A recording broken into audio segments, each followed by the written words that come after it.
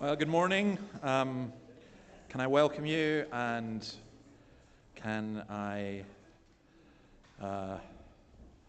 we give thanks to God for such a beautiful day. Every day has its spoilers. I was cycling down. See, you should listen to the warnings of your wife.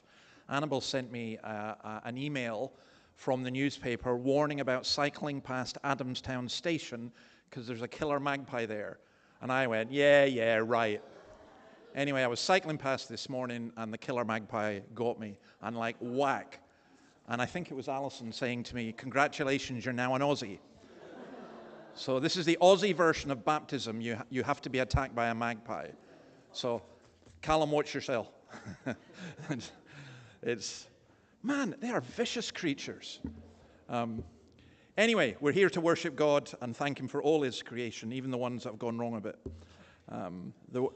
Let's stand for our call to worship, and then we shall sing the song, "Let Your Kingdom Come." Let's stand, please. I will praise God's name in song and glorify Him with thanksgiving. With my mouth I will greatly extol the Lord. In the great throng of worshippers I will praise Him, for He stands at the right hand of the needy to save their lives from those who would condemn them. Let's sing, "Let Your Kingdom Come."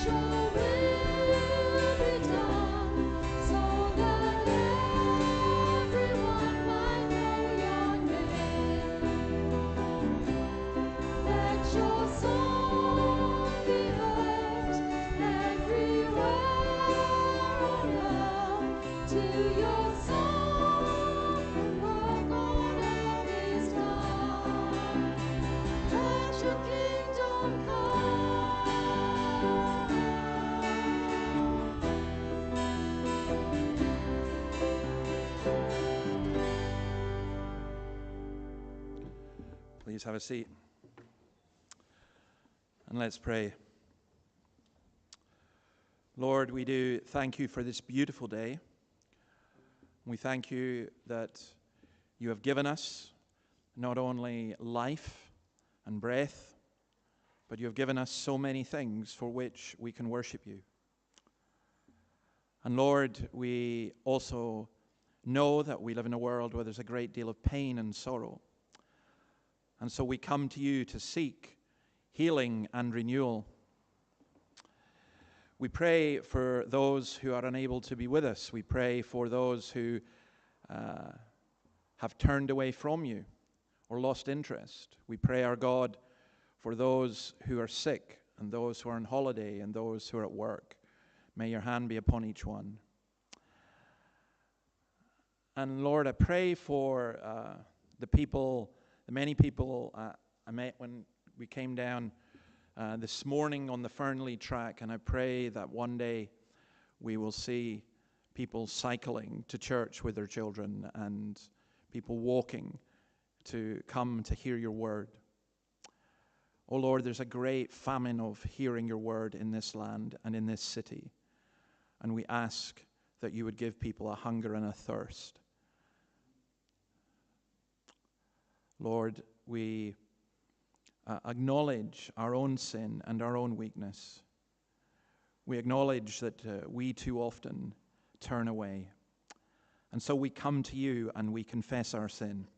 You'll see the words on the screen. Let's say these words together.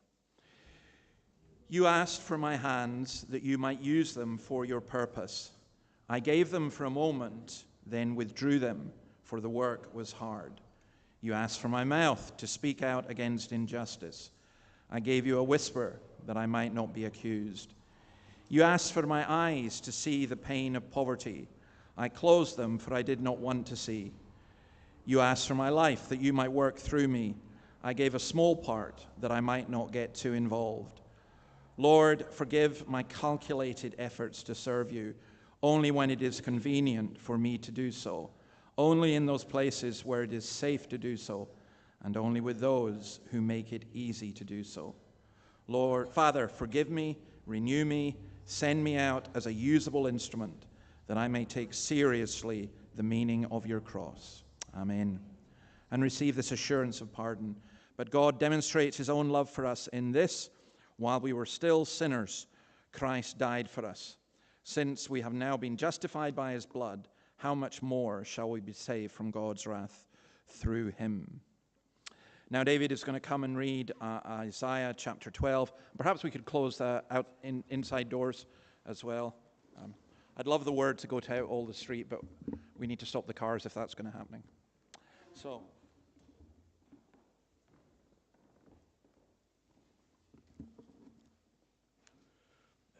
So the reading is from Isaiah chapter 12, and it's on page 674 of the Pew Bible. In that day you will say, I will praise you, O Lord. Although you are angry with me, your anger has turned away, and you have comforted me. Surely God is my salvation. I will trust and not be afraid. The Lord is my strength and my song. He has become my salvation. With joy you will draw water from the wells of salvation. In that day you will say, give thanks to the Lord, call on his name, make known among the nations what he has done, and proclaim that his name is exalted. Sing to the Lord, for he has done glorious things. Let this be known to all the world. Shout aloud and sing for joy, people of Zion, for great is the Holy One of Israel among you.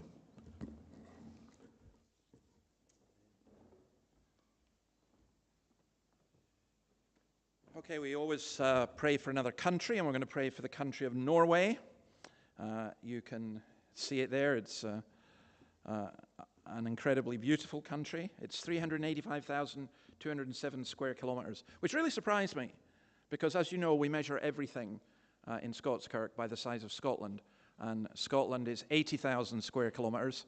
And I thought Scotland and Norway were pretty well the same, but they're not. It's famous, of course, for the Vikings, and I studied Viking history for a while. It's just fascinating. 5.6 million people, 63% at least nominally Christian, and up until 20 years ago, Norway had a state church, and you paid taxes for the church, which I think is a great idea, but I don't think the Australian government's going to go there. But it's very interesting that no other country in the world sent more missionaries per capita in terms of population than Norway, because of a very strong evangelical Lutheran church.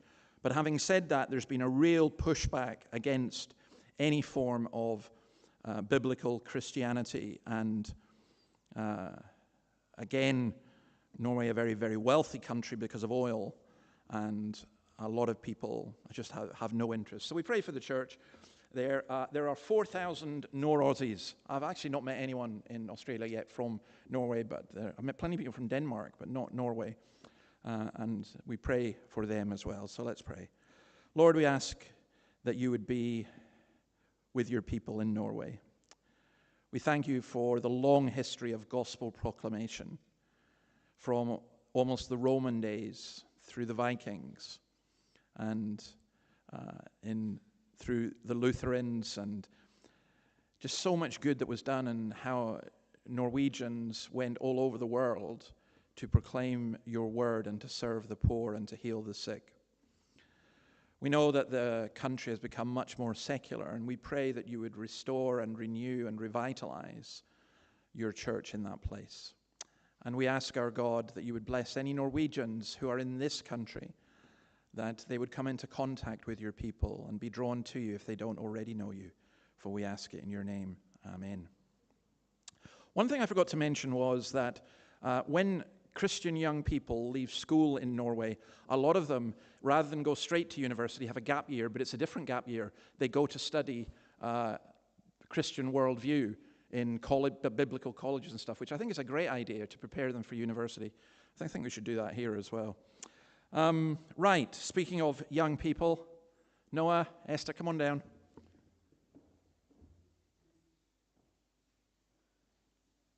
And I even remember to use the mic, I think.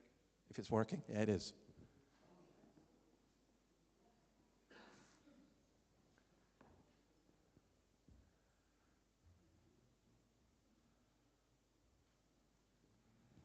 So guys, how are you?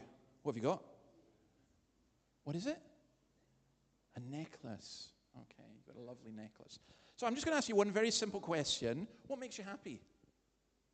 What makes you happy? Playing Jetpack Heroes. Okay. I need to find out what that happiness is. The next time I come to see you, can you show me how to play Jetpack Heroes? Can 2 people play it?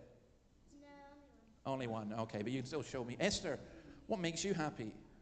Necklaces and food. Yeah? Yeah, I thought so. There's the big question up there asked about going to heaven and be at the resurrection, and it says something there. What I really like, it says, we will be perfectly blessed, which like perfectly happy in the full enjoyment of God. So when you have something that makes you happy, you play Jetpack Heroes, but do you have to stop playing? Yeah. And sometimes, what makes you sad, actually? What makes you sad, sweetheart? Oh, that's happy. Yeah. But the things that make you cry. Sickness? From being alone. Yeah. Even playing Jetpack Heroes. I tell you what, you and I need to learn to play chess, because at least there's 2 of us could do that, and then you wouldn't be so lonely. But being alone, that's true. That makes you really sad. Honestly, it makes me really sad. And I'm a big grown-up, and I'm not happy all the time. And being alone, being sore, being sick, people being angry with you, there's lots of things. But in heaven, there's none of that. There's no sickness. You'll never be alone. And you'll perfectly enjoy God. We don't really perfectly enjoy anything here, but we do. So sometimes when we hear of somebody dying and going to heaven and they're a Christian, we might feel very sad because we're going to miss them. But we should also be happy for them because they are then perfectly happy. So I'm going to pray, and you can get your sheets at the back as well. Yeah, Noah. But what if they don't believe in God? If they don't believe in God, then that makes me really, really sad, because you know what they're saying? When they don't believe in God, they're saying, I don't want to go to heaven, which is really sad. So I always... And they will go to hell, and hell is a place that you can die as well. Yeah. Well, I mean, hell's a place you don't want to be. It's a really horrible place. And that's why we tell people the good news about Jesus, so basically you get a choice of going to a place where there's all the happiness and no badness, or you go to a place where there's no happiness and no goodness. So I know which one I want to be in. And so do you, don't you? Let's pray. Lord, we ask your blessing upon Noah and Esther. We thank you for them. We pray that you would grant them happiness in this life and eternal happiness in the life to come. We thank you, O Lord, for their parents. Pray you be with them. And we pray for the other children, and ask, O God, that in this world in which they are growing up, that they would turn to you and that their parents would come to know you. We ask it in your name. Amen. Okay, you'll get your seats, and I'll see you at the end.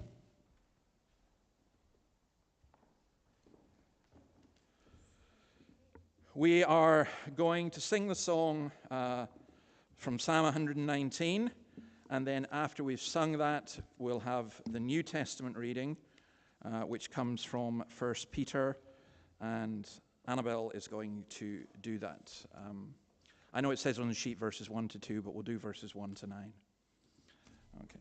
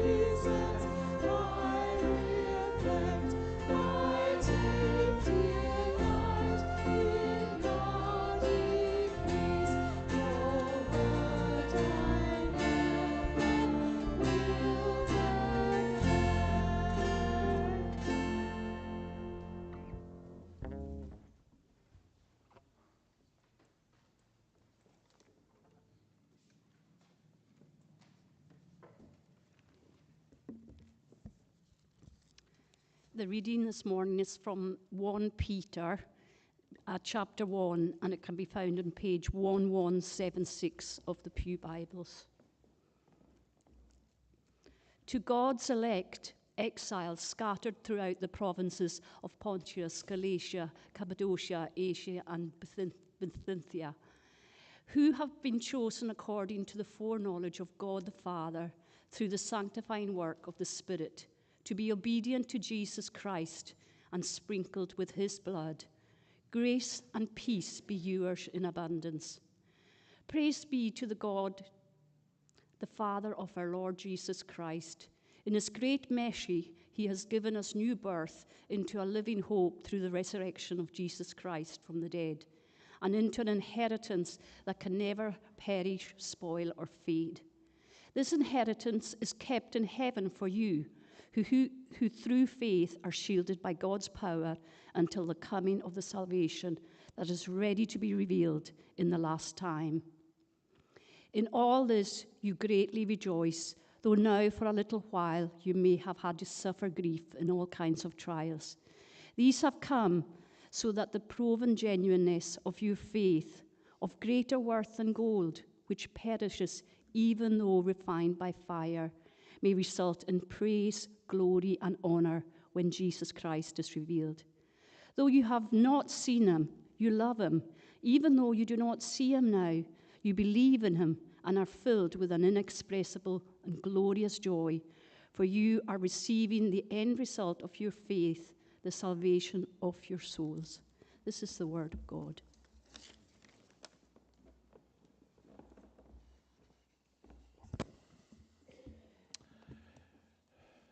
Do you know, it's funny that we read systematically through a book of the New Testament, a book of the Old Testament.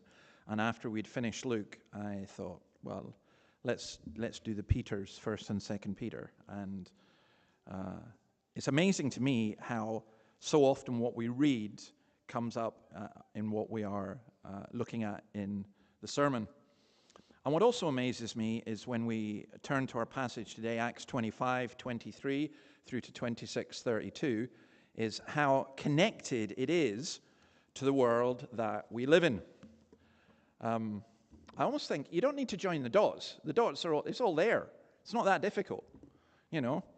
And then, I'd say this, people who are watching online as well, it's good to have you. I should have welcomed you before. But this question really does bother me, the question we put outside. What will it take to persuade you to follow Christ? You have to be persuaded, you know. So what will it take to persuade you? And as we look at this, we're going to come across that question in a different context. And we're also going to see what kind of world that we live in, what our society thinks about Christ and Christians, what our society is, and what we can be. Now, I spoke to some school pupils this week, and I can genuinely say that I was really shocked. I think it takes a huge amount to shock me. This shocked me. I asked them, I happened to have left my notes, so I just thought we'll go a different route. And I asked them, I said, do you know who Charlie Kirk is? Every single one of them knew. Okay, so that was interesting. How do you know? Oh, we've been talking about it in all our classes all day. Okay, so that is, what were they saying? And I'm not lying, this is not an exaggeration. They said every single person said he deserved to die. Now, these are intelligent young people, and I was so shocked. And then they said to me, one of the teachers said he deserved to die. And I thought, wow. And I really felt for the kids. And then they told me something even worse than that one of their fellow pupils had stood up in a legal studies class and said, we need more assassinations. These are intelligent people from nice families. How did we get here? You know, how did we get here? I'm not going to say anything about all the politics of it and everything, because to me, that's irrelevant. How do you get young people dancing and saying, we got Charlie in the throat? And then killing people. I don't care. You know, I cannot think of anyone's death who I'd want to celebrate. Well, that's the world that we live in, whether we like it or not. It's not that different from the world that Paul lived in. So we're going to read about King Agrippa and Festus and so on. And if you go to the earlier sermons, I've mentioned Festus and before. But let me tell you about Agrippa and Bernice, who are mentioned at the beginning of our passage. In fact, I'll read it in a moment, but you can see that they're Agrippa and Bernice. Now, King Agrippa was the last of the Herod dynasty. He didn't know that. He was going to be the last one. His great-grandfather was the Herod who'd ordered the murder of the babies in Jerusalem. His granduncle had murdered John the Baptist. His father, Agrippa I, had executed James, imprisoned Peter, and was the one who was eaten with worms as punishment for allowing people to worship him as a god. So let's put it this way. He didn't come from a God-fearing family. His sister Bernice, please don't think that depravity is a new thing. His sister Bernice was a year younger. She was married at 12, divorced at 13, remarried. She'd once, I didn't know this actually, I discovered this week. She was once engaged to the nephew of the philosopher Philo, but instead she married her uncle Herod, the king of Chalcis.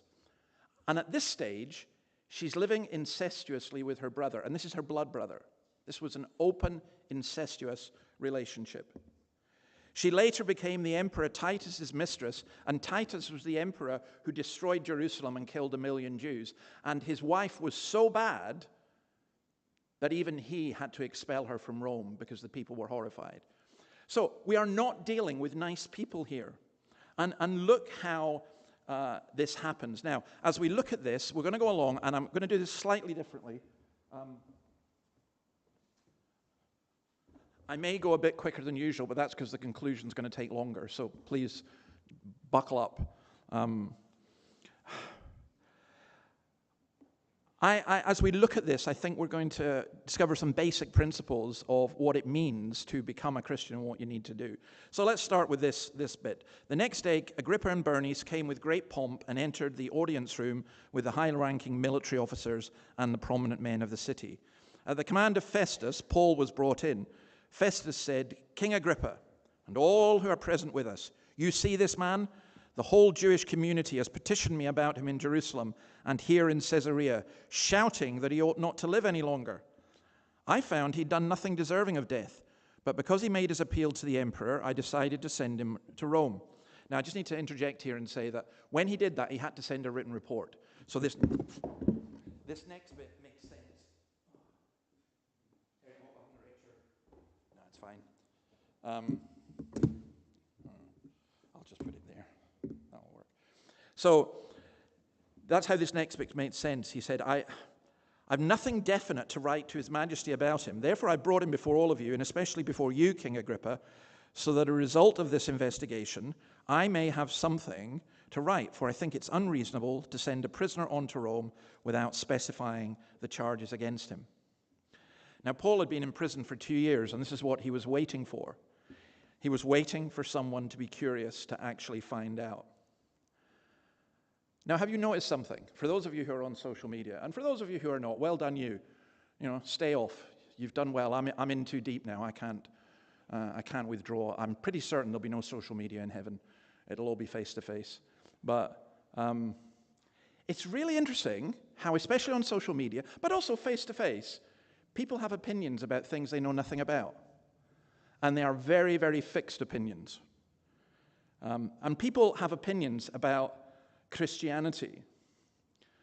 I'm not boasting when I say this, but I've done a lot of debates with non-Christians, formal debates, and I don't think I've ever lost any. I might have drawn a couple. And the reason is not because I'm brilliant, it's because the non-Christians didn't know what Christianity was. They didn't know what they were arguing against.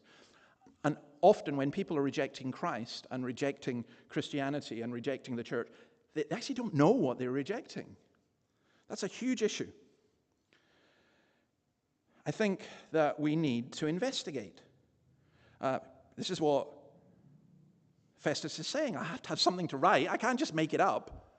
He wasn't on social media in those days. You know, I'm going to investigate it and find something. I think it's a really good idea that we find out before we make opinions. I will guarantee you this. I asked the school pupils I was speaking to, I will guarantee you this. Not one of them had heard Charlie Kirk speak. Not one. I will guarantee that. But they'd all heard about him. And they'd heard he was a racist, and they'd heard he was this, and heard he was that. I wonder, you know, what people hear about you, you really don't want them to believe that. Sometimes people say the most awful things about other people. And for me, one of the things I admired about him, I wouldn't say I agreed with everything about him, but one of the things I admired about him was this. He went onto campuses and said to people, "Prove me wrong," and gave them a mic. And he dialogued with people and was incredibly respectful. And I wish we would do that.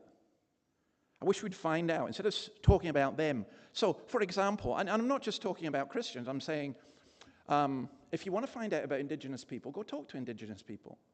If you want to find out about homosexual people, talk to homosexual people. If you want to find out about, you know, any group, go talk to them. Find out what they're like. And I'd say this, if you are in this church today because you want to find out, good for you. That's exactly the right attitude. I want to find out. But then, you've got to think. So, Agrippa said to Paul, "You have permission to speak for yourself." So Paul motioned with his hand and began his defense. "King Agrippa, I consider myself fortunate to stand before you today as I make my defense against all the accusations of the Jews, and especially so because you're well acquainted with all the Jewish customs and controversies. Therefore, I beg you to listen to me patiently." What a great way to address people. "The Jewish people all know the way I've lived ever since I was a child, from the beginning of my life in my own country and also in Jerusalem. They've known about me for a long time and can testify, if they are willing, that I conform to the strictest sect of our religion, living as a Pharisee. And now it is because of my hope in what God has promised our ancestors that I am on trial today. This is the promise our 12 tribes are hoping to see fulfilled as they earnestly serve God day and night. King Agrippa, it is because of this hope that these Jews are accusing me. Why should any of you consider it incredible that God raises the dead?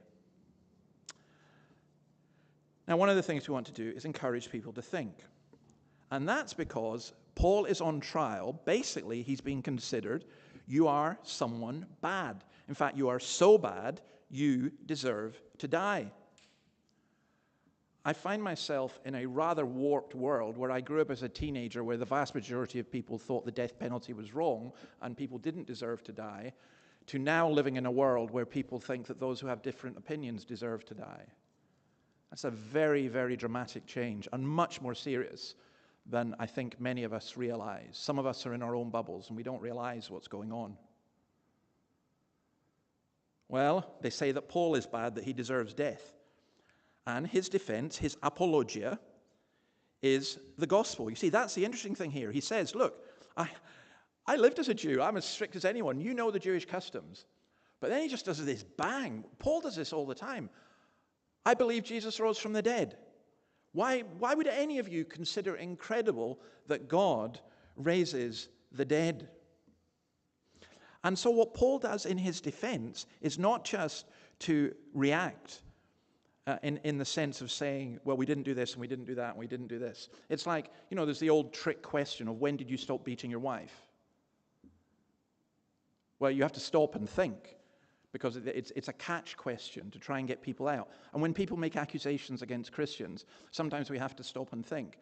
But what Paul doesn't do is he doesn't just go counter what the people are saying. He broadens the picture massively and he goes positive in the sense of saying, I used to be like this, but now I believe in the resurrection of the dead and that Jesus rose from the dead.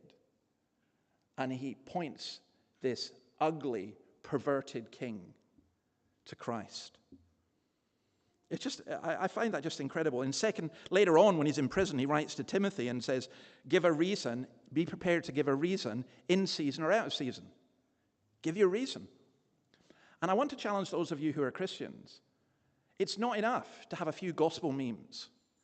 I hate going to churches and conferences where the speaker stands up and it's just a series of meme after meme after meme. And I'm going to say, no, give us some depth. Give us something to challenge. Give us something to think about. Don't just repeat the mantras. Give a reason in season or out of season. And I want to challenge those of us who are Christians whether we are prepared and able to give reasons. It's one of the reasons that we're doing this Alive at 5 thing for non-Christians and for Christians, to know what the reasons are for what we believe. And then the third thing is we find Christ. I too was convinced that I ought to do all that was possible to oppose the name of Jesus of Nazareth. And that is just what I did in Jerusalem. On the authority of the chief priests, I put many of the Lord's people in prison. And when they were put to death, I cast my vote against them. Many a time I went from one synagogue to another to have them punished, and I tried to force them to blaspheme. I was so obsessed with persecuting them that I even hunted them down in foreign cities. I can imagine Paul standing, looking at his accusers, saying, I was like you. I used to do this. I used to try and get Christians killed. And then he says, on one of those journeys, I was going to Damascus with the authority and commission of the chief priests, these guys here. About noon, King Agrippa, I was on the road. I saw a light from heaven, brighter than the sun, blazing around me and my companions. We all fell to the ground, and I heard a voice saying to me in Aramaic, Saul, Saul, why do you persecute me? It is hard for you to kick against the goads. Then I asked, who are you, Lord? I am Jesus, whom you are persecuting, the Lord replied. Now get up and stand on your feet. I have appeared to you to appoint you as a servant and as a witness of what you have seen and will see of me. I will rescue you from your own people and from the Gentiles. I am sending you to them to open their eyes and turn them from darkness to light and from the power of Satan to God, so that they may receive forgiveness of sins and a place among those who are sanctified by faith in me. Do you not find that incredibly moving? Paul standing there saying, I was like them, this is what happened to me, and now I'm standing in front of you, and by saying what Jesus told him to say, he's saying to Agrippa, you need to repent of what you are doing. Yeah, man, he's as bold as brass. It's incredible, the courage involved in that. Standing in front of such a hostile audience and yet still proclaiming Christ without being defensive. Jesus had said in Luke 12, when you are brought before synagogues, rulers, and authorities, do not worry about how you will defend yourselves or what you will say, for the Holy Spirit will teach you at that time what you should say. I think that still applies today, by the way. I don't think it applies just to the apostles. I think it still applies to us. Sometimes we find ourselves in situations we say, I don't know what I'm going to say. I don't know what I'm going to say. I can't say something until I've got a degree. I can't say something until I've read a book or done a course. No. This is real. This is for real. When someone's sitting down with you for real and they ask you something for real, pray that God gives you the words. You know, I love speaking to the children, but boy, children ask difficult questions. You know, we're having a nice wee chat there, me and Noah. What happens to people who go to hell? That's a tough question. You have to answer it honestly. People will ask tough questions. His aim always was to point people to Christ so that they would find him. And then repent. From verse 19. So then King Agrippa, I was not disobedient to the vision from heaven, first to those in Damascus, then to those in Jerusalem, and in all Judea, and then to the Gentiles. I preach that they should repent and turn to God and demonstrate their repentance by their deeds. That is why some Jews seized me in the temple court and tried to kill me. But God has helped me to this very day, so I stand here and testify to small and great alike. I'm testifying to you, King Agrippa, and I'm testifying to Queen Bernice, and I'm testifying to the little servant girl who's running in and out with bowls of water, and I'm testifying to the centurion, and to the slave, and to the soldier. I'm standing before you testifying. That's what he says. I'm saying nothing beyond what the prophets and Moses said would happen. And there he's testifying to the Jewish leaders, that the Messiah would suffer, and as at the first to rise from the dead, would bring the message of light to his own people and to the Gentiles. This may be wrong, this may be my personal experience, and I may be seeing things through very negative glasses.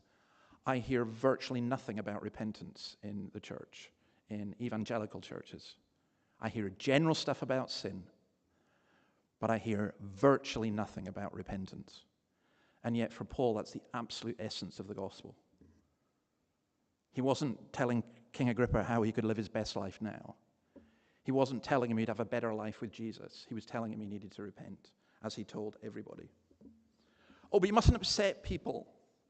More flies are caught by honey than by vinegar. I hear that Spurgeon's quote all the time. I'm sorry. If people are not aware of sin, they're not going to want to seek salvation or forgiveness for their sin. And it's not that you browbeat people. You do what Paul did here, which was very respectful. And again, forgive me for going back to Charlie Kirk. If you ever watch anything that he did, he had an incredible politeness with people. And that's what he did. But it was just enormous courage. And it reminded me of the Protestant reformer Hugh Latimer, who was preached before King Henry VIII. Now, you get to preach before the king. So let's imagine, the last time King Charles was here, he went to St. Thomas's. So when he's coming back to Australia, I'm going to invite him up here so that he can sit here and his security staff will fill the church. I might put him up on the balcony, actually, or get him to sit down with the kids. Imagine if you come in and you think, oh, I got to prepare really hard for this sermon. Do you know this? I honestly wouldn't make any more difference than I do now. Because I put the same effort in. And Latimer preached, and Henry was not happy. It was way too bold. So he asked him to preach the following Sunday and to apologize. So again, imagine King Charles coming in and saying, well, I didn't enjoy that at all, but I'm going to come back and you better get it right next time. You're a preacher, you're going to go, oh, what am I going to do? What am I going to do? Not Latimer. This is how he began his sermon. This is one of the greatest beginnings to any sermon ever. He's standing before the king and all his court, just like Agrippa here. And he's saying, Hugh Latimer, do you know, I've translated it into modern English, do you know before whom you are going to speak this day? To the high and mighty monarch, the king's most excellent majesty, who can take away your life if you offend him. Therefore, be careful not to speak a word that could displease him. And he's saying this in the face of the king. But then consider, well, Hugh, do you not know from whom you have come, and whose message you've been sent to give, even by the great and almighty God, who is all present, who beholds all your ways, and who is able to cast your soul into hell. Therefore take care that you deliver this message faithfully." And he went on to deliver the message that he delivered the week before. He didn't lose his life then. He lost it several years later when Queen Mary was on the throne and he was burnt at the stake for preaching the gospel faithfully. I remember one church I was visiting, I was just astounded that the minister had mentioned the verse in the Bible, "The fool says in his heart there is no God," and the next week apologized for offense caused to any atheist. It's wrong. It's wrong. You don't go out to antagonize people, but don't back down from what the Word of God says. And then you decide, verses 24 to 32. At this point, Festus interrupted Paul's defense. "You're out of your mind, Paul," he shouted. "Your great learning is driving you insane." "I am not insane, most excellent Festus," Paul replied. "What I'm saying is true and reasonable. The king is familiar with these things, and I can speak freely to him. I am convinced that none of this has escaped his notice, because it was not done in a corner. King Agrippa," and the nerve of this, "do you believe the prophets?" "I know you do." And Then Agrippa said to Paul, "Do you think that in such a short time you can persuade me to be a Christian?" Now, I misunderstood that for many years. I understood that to say, "I'm nearly there, just push me over the line." What he's actually saying is, "Who do you think you are? You think you're going to persuade me? I need a whole lot more evidence than that." It's a very aggressive stance that Agrippa takes. Paul replied, "Short time or long," he's not fazed, "I pray to God that not only you, but all who are listening to me today may become what I am, except for these chains." The king rose, and with him the governor and Bernice and those sitting with them. After they left the room, they began saying to one another, "This man is not doing anything that deserves death or imprisonment." Agrippa said to Festus, "This man could have been set free if he had not appealed to Caesar." Again, it's the boldness that gets me. There's a lovely story. I love this. Robert Fulton, who developed the first steamboat in the United States, there was a crowd when he announced it, the public launching of it. And when he announced it, there was a crowd, and you know what they were chanting? "It will never start, it will never start, it will never start."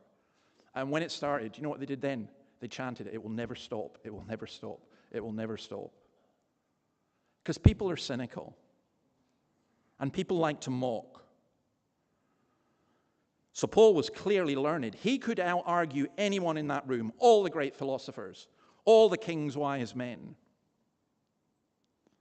But his learning's driving him mad. Your great learning is driving you mad. Today, there are still people who argue that Paul had a psychotic episode on the road to Damascus. In other words, they said he's crazy. We are not a million miles away from people being detained for psychiatric illness for daring to believe what the Bible says. It's happened before, and it will happen again. Now, I want you to think of this and the persuasion, the whole thing, in the terms of 3 words. Very easy to remember. So when I ask you at the end, if you remember nothing about the sermon, you'll remember these 3. And the 3 words are this: bad and mad and sad. And I want just to go through that in this way. Each one, I want to talk about how people perceive the church, how people perceive, how God perceives the world, or how we perceive the world, and then what Christ says about each of them. Bad. We've had a category shift. Some of you who are older may not recognize this, but it is absolutely there in the Western world, amongst many young people. It's not just that Christianity is irrelevant, it's that it's bad. You're homophobic, you're racist, you're responsible for virtually everything. I remember getting a public statement from somebody who was opposed to me saying, I said, I actually said, you make me sound worse than a pedophile. And he said, you are worse than a pedophile. Being a Christian is the most abusive thing that you can do to anybody. And he was following Richard Dawkins, who wrote once that, in his view, teaching children Christianity was worse than sexual abuse. Now, that's horrific.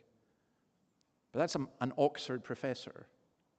Is it little wonder that so many students and young people follow that kind of thinking, if that's what their teachers think? And within the church as well. One man wrote me yesterday, didn't write me, put it in public, I cannot believe it, a Christian in this country said, I do not endorse gun violence, but let's be honest, this man was a vile piece of bleep, and the world is better off without him. As a Christian who, by the way, on his banner heading has kindness and equality for all. And he wrote that. I mean, where the world looks on us as being bad. Now, you can understand why to some degree. So you know that in the newspaper recently, there was the Dean of Newcastle, the ex-dean, Anglican dean, in again because of the abuse, which is utterly horrific. But our response to that is this: no, this is not Christianity, and he's not a Christian. You shall know them by their fruits. Where our society is condemning us, it's not for things that we would recognize as sin, hatred and abuse and everything else. Where our society complains is the same as with Paul before Agrippa. Our society complains that we're blaspheming their idols and going against their religion. Later this month, I'm going to the New South Wales Presbyterian General Assembly, where we'll be having a discussion about the New South Wales Conversion Bill. And if the Assembly has any nerve at all, it will tell the government, we are not going to obey you in this. We're just not going to. Because you do not have a right to tell us what we can and cannot preach, who we can and cannot pray with, and how what the Solicitor General actually admitted last week, that some prayers would now be illegal. Well, you can take a running jump. That's not. Nobody is going to tell us how to pray. Now, I say all of that not because it's having a go at a particular group of people. And if you want to talk about sexual ethics and things like that, please feel free to speak to me. But we as a church believe that what is best for everyone, no matter their background, is what Christ teaches. And therefore, we are always going to teach what Christ teaches, and we are not going to allow the state to say to us, no, you can't teach that. Because we're better than Christ now. We know better. No, you don't. And then, for the world being bad, let me say this. Do I really need to list things? Agrippa and Bernice? Really? Charlie Kirk, what's happened there? It's like, you know what you can do? You can take one of these big cameras and go up into space and zoom. And first of all, you see the world. And then zoom and you visit the world's smallest continent, Australia. And then you zoom and you visit New South Wales. And then you zoom again and you get to Newcastle. Then you zoom again, it's your street. Then you zoom again, then it's your home. Then you zoom again and it's you and your family and your heart and your actions. And the world's bad. Paul says in Colossians, your enemies in your mind because of your evil behavior. Oh, that's so un-Christ-like. Jesus would never say that. We're fundamentally good. They're just a few bad eggs, and we need to deal with them. Maybe even kill them. We get rid of them, and then everything will be fine. Elect the right politicians, everything will be fine. Follow the right philosophy, everything will be fine. Get the right education, everything will be fine. No, Paul writes this. There is no one righteous, and he's quoting the Psalms, not even one. There is no one who understands. There is no one who seeks God. All have turned away. They have together become worthless. There is no one who does good, not even one. Their throats are open graves. Their tongues practice deceit. The poison of vipers is on their lips. Their mouths are full of cursing and bitterness. I think Google and Facebook and X and all the rest of it should just put that as their motto. Their feet are swift to shed blood. Ruin and misery mark their ways, and the way of peace they do not know. There is no fear of God before their eyes. So, yeah, the badness, it's there, and it's within each one of us. And Christ knew that. Christ would not entrust himself to any human being. What about the madness? In 1982, Sparks magazine cited the Soviet position on religion. Belief in God is considered a delusion, and people were sent to psychiatric units for that. When Richard Dawkins wrote The God Delusion, he knew what he was writing. I know one man whose family, because he was very wealthy, When he became a Christian and he started giving money to Christian causes, they tried to have him incarcerated in a mental health unit, arguing that he'd gone mad. People think that sometimes, think the church is mad. I was praying for the people who are cycling up the Fernley path, and, I'm thinking, what a shame, it'd be great if you came down. If I'd stopped them and said, why don't you come to church? They think, why? This is this is how we worship our creation or whatever. In 1885, when the greatest sportsman in Britain left, C.T. Studd, left for China, he was ridiculed for what's called enthusiasm. Now, we might like enthusiasm, but in British terms, being an enthusiast was just way, way, way too much. That's how we applaud at football matches and stuff. Raising your hands and stuff. Oh, for goodness sake, and in church, don't do that. And so, but when Studd went, and I'm just trying to think of, somebody just really, really famous who's not dated, because I'm not really all that into sport just now. It's like if you're into Australian cricket, Shane Warne just saying, all right, I'm giving up the cricket and I'm going off to Thailand to spread the gospel. Or, not sport, let's say Taylor Swift says, well, that's it. I'm giving up the whole music business. I'm fed up of it. You can have my albums and all that kind of stuff. I'm going away to serve the poor in a Christian school in Pakistan. Wow. Well, that's what Studd did. I think that happens in the church as well. Now, we need to be careful because there are people in the church who are eccentrics. We're very good at attracting eccentrics. And if you are an eccentric, you probably don't know it, so that's fine. But if you are an eccentric and you do know it, you are very welcome. I share your pain when people accuse you of being that, because I experienced it occasionally myself, even though I'm perfectly sane and normal. It's just the rest of you that are out of sync. And there are people who are mentally or psychologically imbalanced. And again, we welcome that. That's not the issue. That's not our main problem. Our main problem is this. We so lack enthusiasm for Christ that those who do show enthusiasm for Christ are considered a bit weird. So Paul says this to the Corinthians, 1 Corinthians 5:13. If we are beside ourselves, and literally it's if we are out of our minds, it is for Christ's sake. So we're accused of being mad. You come from a non-Christian home, and I will guarantee you, now maybe your parents are tolerant and kind and want you to develop your own path as they taught you, but an awful lot will go, you develop your own path as long as you don't go down that crazy Christian route. And it really is crazy. But in the world, in verse 23 of Acts 25, it talks about coming with great pomp and ceremony. The word that's used is phantasm. It's a word from which we get the word fantasy. The world thinks we are mad for believing in an almighty God who could raise his son from the dead and has done so. The world doesn't recognize its own madness. Think of the doctrines that are taught in our world. Money will make you happy. We can control the climate. We can save the world. You can do or be anything you want to be. Biology is not real. If you're a man and you want to be a woman, you can be a woman. You are a woman. You deserve to die because of your beliefs. Nirvana is just around the corner. Things are always going to get better. There's lots and lots of things that our world teaches, which is insane. It doesn't make any sense. But people will believe it.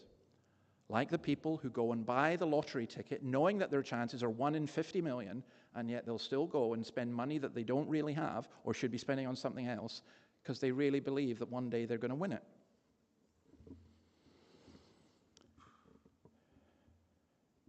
Paul says in verse 25, I'm not out of my mind. The demoniac whom Jesus healed, the description we get of him is he's clothed and in his right mind. See, I think there are people on the streets around here. I don't think they're in their right mind. But I believe if they come to know Christ, that one day people will be saying they're clothed in their right mind.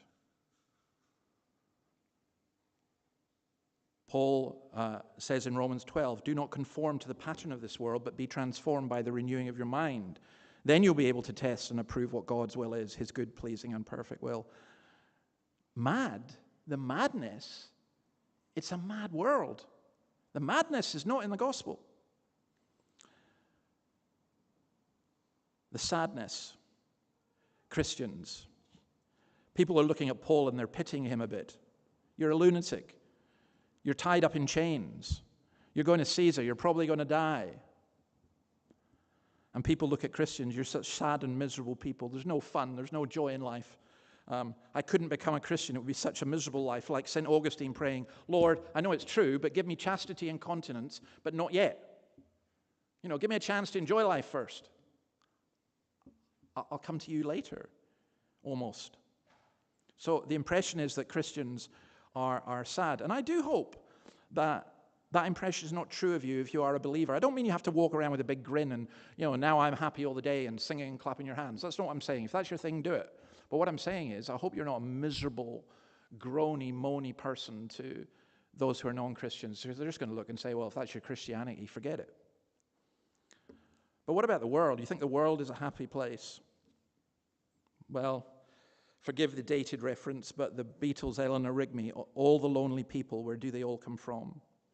Or, again, the Beatles, yesterday, all my troubles seemed so far away. Now, it seems as though they're here to stay. I think the greatest form of modern music, if you call it modern, is the blues.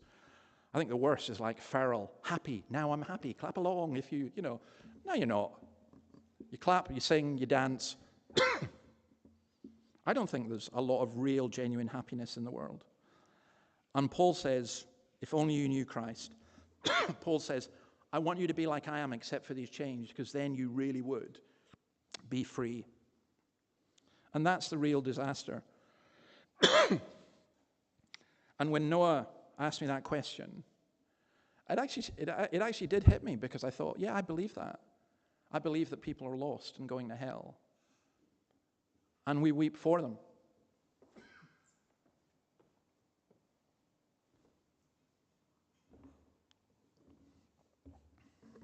There's a sadness.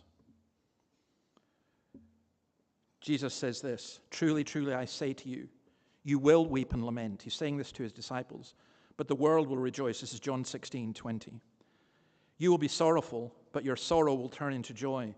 When a woman is giving birth, she has sorrow because her hour has come. But when she has delivered the baby, she no longer remembers the anguish for joy that a human being has been born into the world. So also you have sorrow now, but I will see you again, and your hearts will rejoice, and no one will take your joy from you. Later in verse 24, he says this, until now you've asked nothing in my name. Ask and you will receive, that your joy may be full. There is not joy in the pint. There is not joy in sport. There is not joy in music, except insofar as they are shadows and reflections of the real joy. But there is joy in Christ.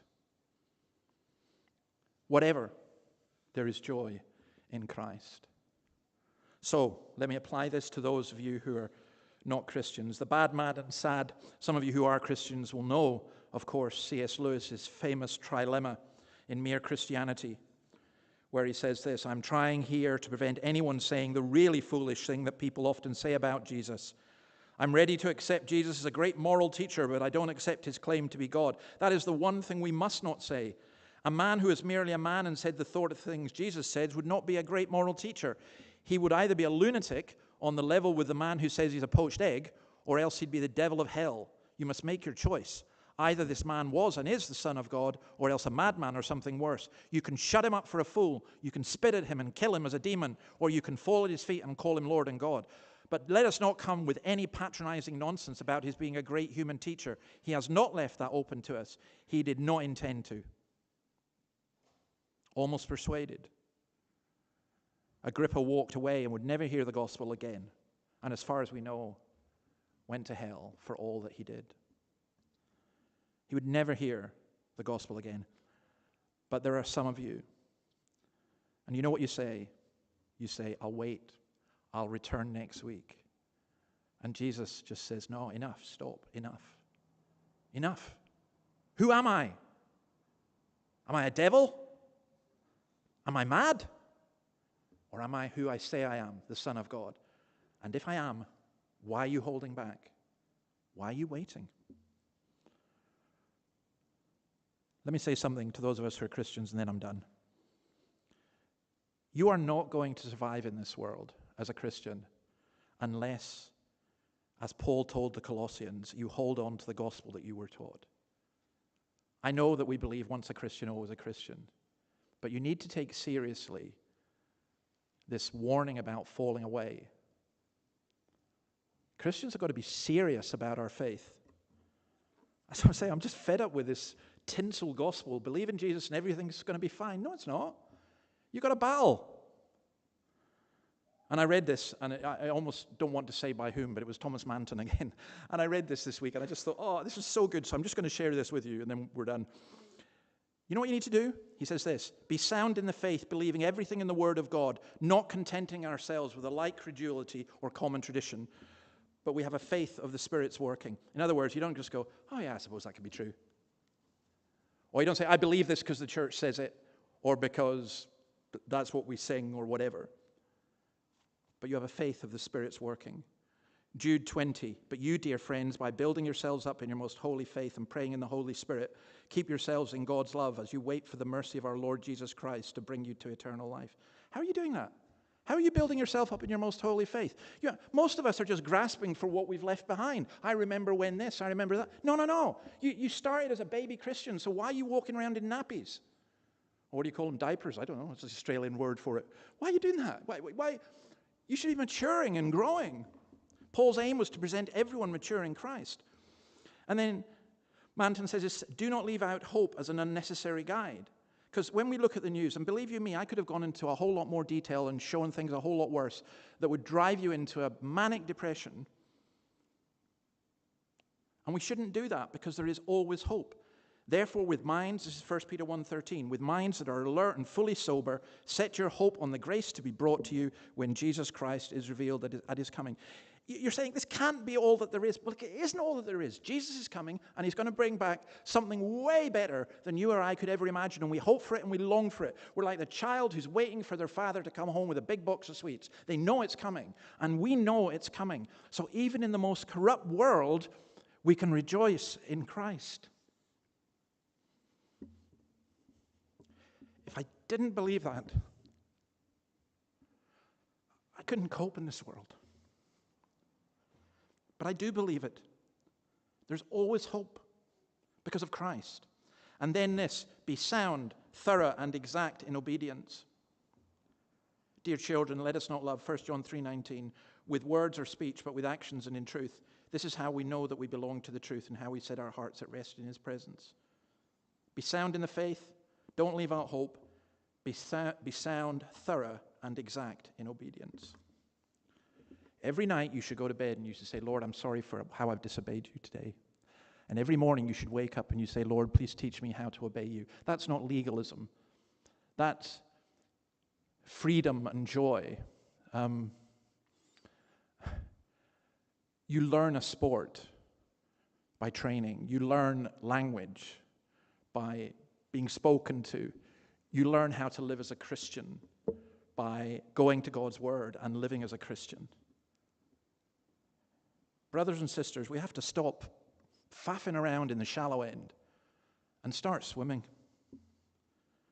Now, there's so much more, and I'm going to have to stop. But tonight, we're going to be looking at how can I be right with God? Is there more than one God? Is there more than one way to God?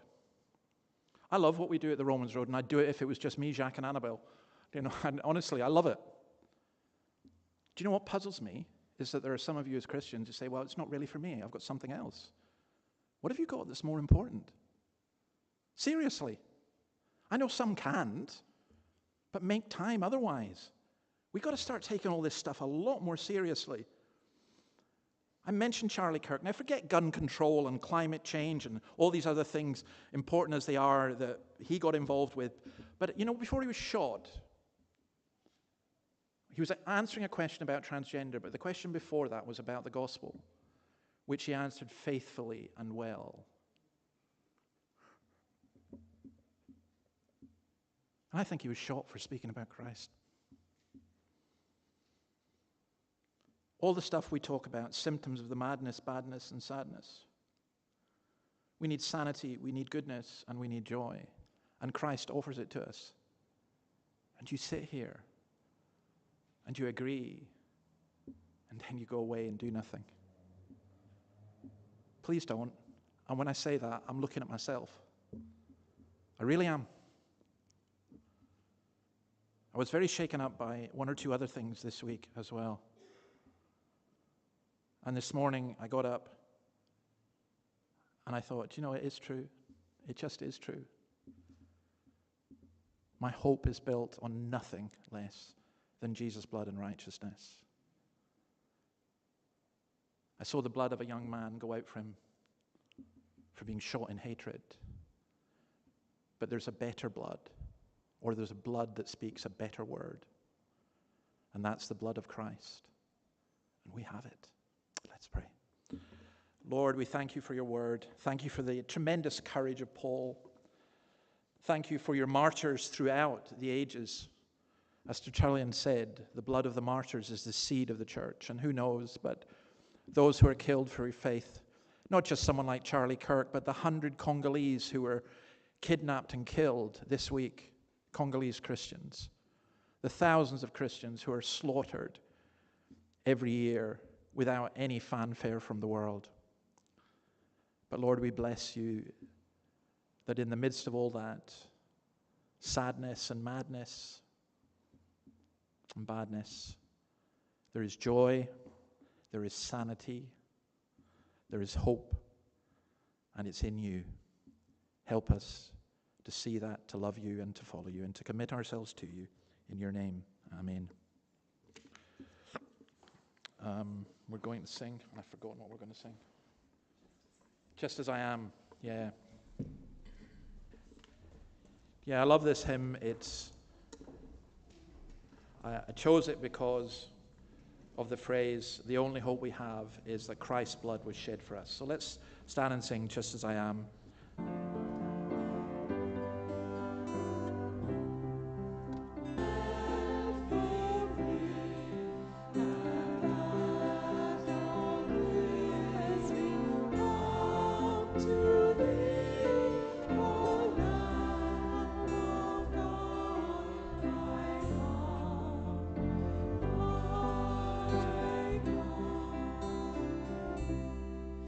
Just as I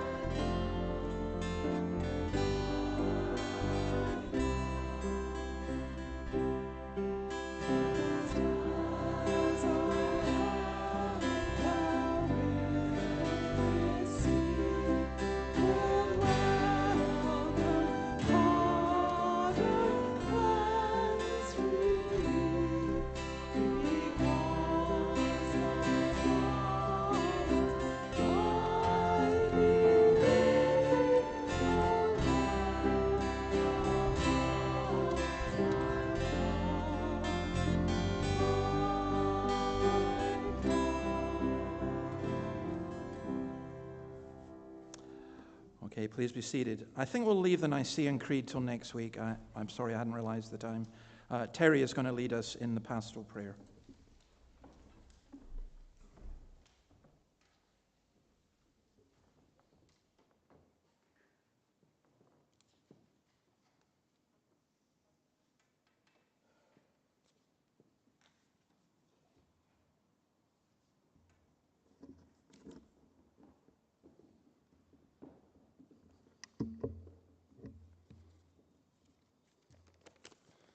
Let's pray to our almighty and gracious God.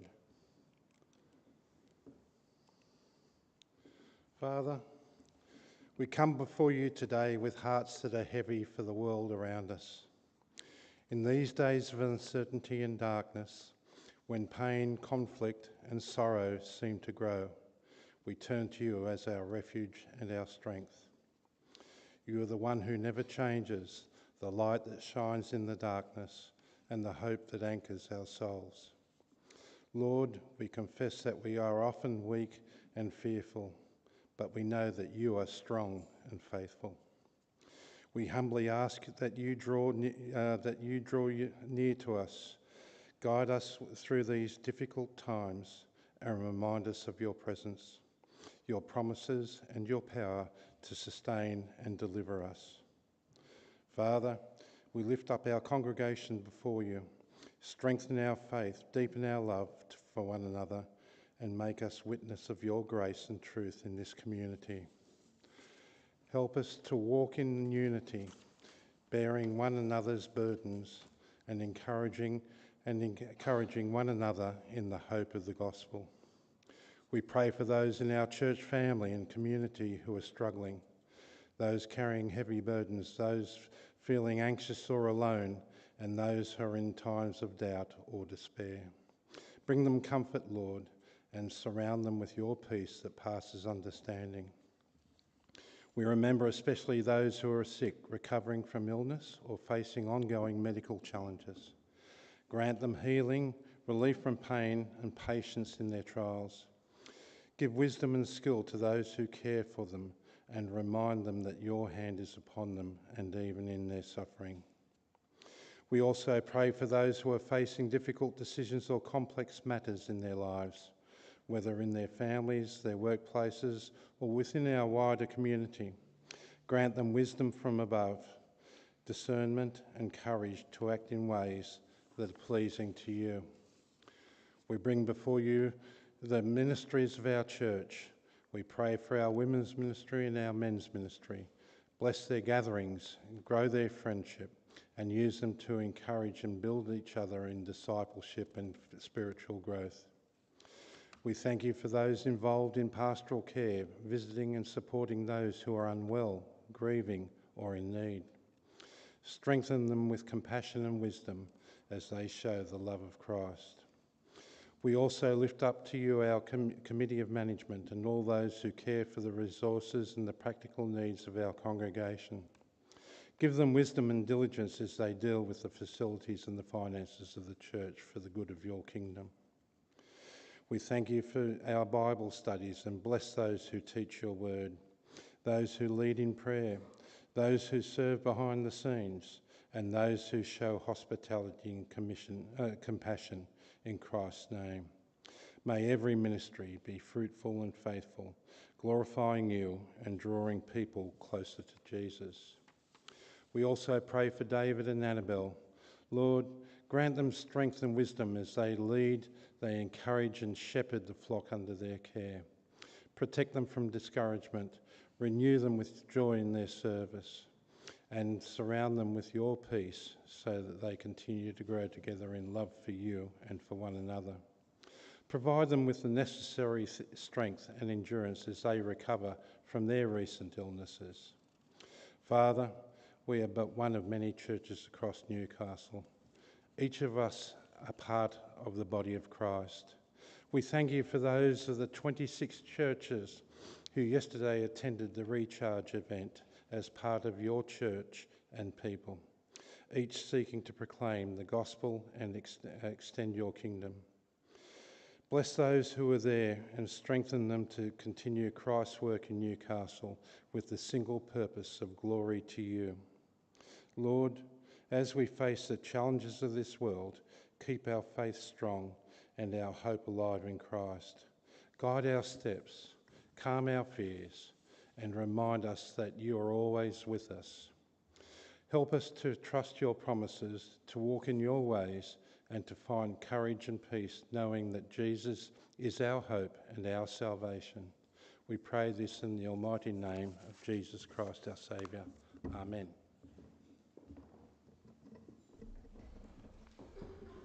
Okay, we're going to finish by singing, but before we do that, a couple of notices. Steve wants to say something about the working bee. I never know why it's called a working bee, but never mind. Come on. Up you come.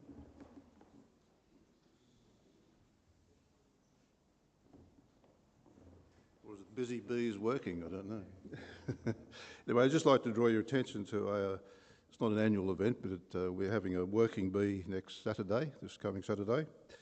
There's going to be a nice balmy 25 degrees, so it should be quite pleasant to work. Rhonda's put in a 10 o'clock start, but there's no problem coming earlier. I'll be here quite early myself, so any time from about 8 o'clock onwards. We'll keep you refreshed with watermelons, and those who do 10 hours work will qualify for a sausage at Terry's Sausage Sizzle. So we've got several jobs. You can either pick inside or outside. The inside jobs involves the hall.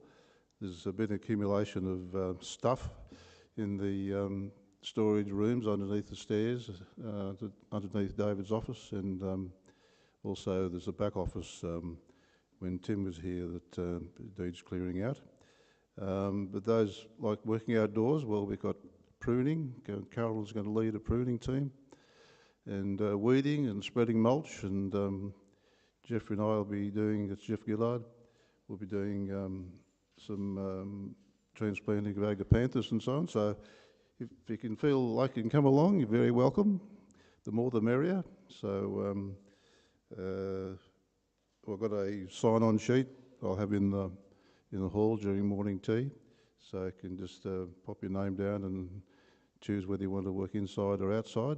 We've also got some polishing of brass, so if we could find a job for anyone if it's not on that list, so please come along. All right, tonight we have the Romans Road. We're going to look at some of the questions I mentioned. That's at 5 o'clock. There's a women's lunch at the Heritage Gardens Cafe on Saturday the 20th at 12 noon. So you won't be going to the Sausage Sizzle, but you to meet at the church at 11 for carpooling. And thanks to those who put their names down for the morning tea roster. The new roster will commence in October.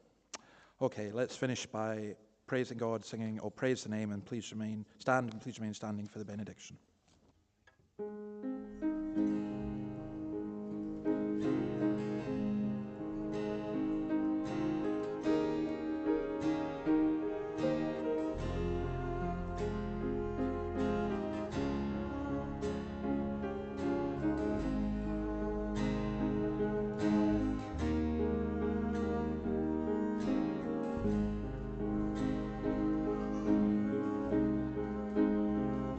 I cast my mind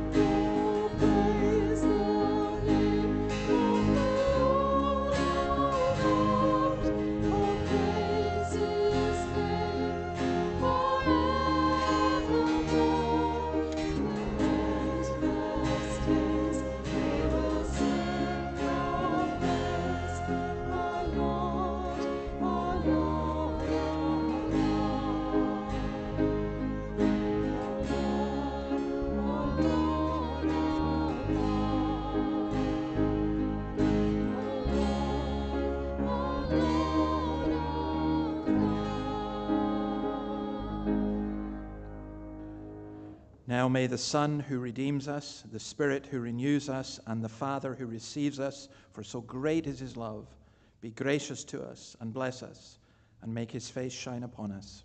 Amen. Amen. Tea and coffee is served through in the hall, and whatever else, juice and snacks.